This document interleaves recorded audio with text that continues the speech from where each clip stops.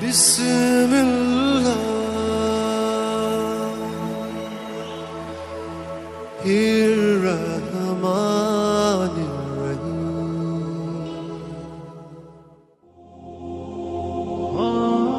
السلام علیکم میرے محترم عزیز دوستو۔ کسی ملک کا بادشاہ بہت رحم دل اور نیک تھا۔ وہ رایا کے حق میں بہت اچھا تھا اور تمام رایا اس سے محبت کرتی اور خوب دعائیں دیتی۔ اسی ملک کے ایک دور دراز گاؤں میں ایک کسان رہتا تھا جس کی یہ خواہش تھی کہ وہ اپنے نیک دل بادشاہ کی زیارت کو جائے اور اس کی خدمت میں کوئی تحفہ پیش کرے۔ اس نے اپنی بیوی سے کہا کہ میں اپنے بادشاہ سے ملنے کے لیے جانا چاہتا ہوں اور میری خواہش ہے کہ میں اسے تحفہ بھی دوں۔ تم مجھے مشورہ دو کہ میں بادشاہ کے لیے کیا تحفہ لے کر جاؤں۔ بیوی نے کچھ دیر سوچا اور کہا کہ بادشاہ کے پاس تو ہر چیز ہوں گی، ہم اسے کیا تحفہ دے سکتے ہیں۔ ہاں، ہمارے گھر کے پاس بہنے والے چشمے کا پانی بہت میٹھا اور ٹھنڈا ہے اور مجھے یقین ہے کہ ایسا پانی پورے ملک میں نہیں ہوگا، یہاں تک کہ بادشاہ کے پاس بھی نہیں ہوگا۔ میرا مشورہ ہے کہ تم بادشاہ کے لیے پانی لے جاؤ۔ کسان کو یہ مشورہ بہت پسند آیا۔ اس نے اپنے چشمے سے پانی کے 2 گھڑے بھرے اور اپنے گدھے پر لاد کر بادشاہ کے لیے ملاقات کے لیے روانہ ہو گیا۔ کئی ہفتے کے سفر کے بعد کسان بادشاہ کے محل تک پہنچ گیا اور اس سے ملاقات کی اجازت چاہی۔ اجازت ملنے پر اس نے بادشاہ کو تحفہ پیش کیا اور اسے بتایا کہ یہ میرے گاؤں کے چشمے کا پانی ہے اور ایسا میٹھا اور ٹھنڈا پانی آپ کو پورے ملک میں کہیں نہیں ملے گا۔ بادشاہ کے اشارے پر وزیر نے گھڑے کا ڈھکن اٹھایا تو کئی ہفتوں کی سفر کی وجہ سے پانی میں بدبو پیدا ہو گئی تھی۔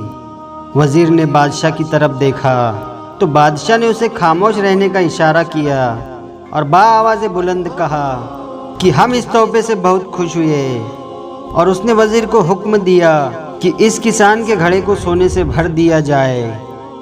کسان بہت خوش ہوا۔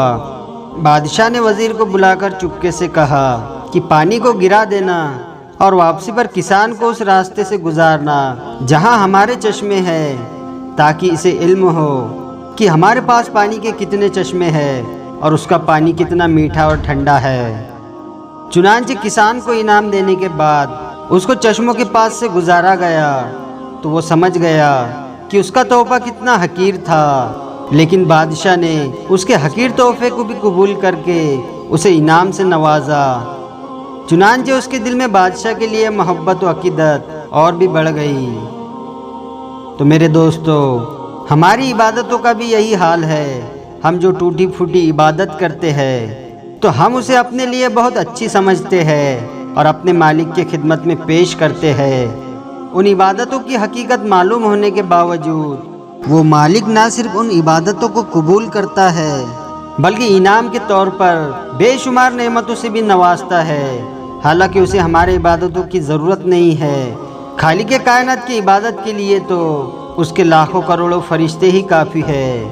ذرا سوچئے، اگر ہم ان ٹوٹی پھوٹی عبادتوں کو پیش کر کے اس کی نعمتوں کو حاصل کرنے والے بھی نہ رہے تو پھر دنیا میں ہمارے جیسا بد نصیب بھی کوئی نہ ہوگا۔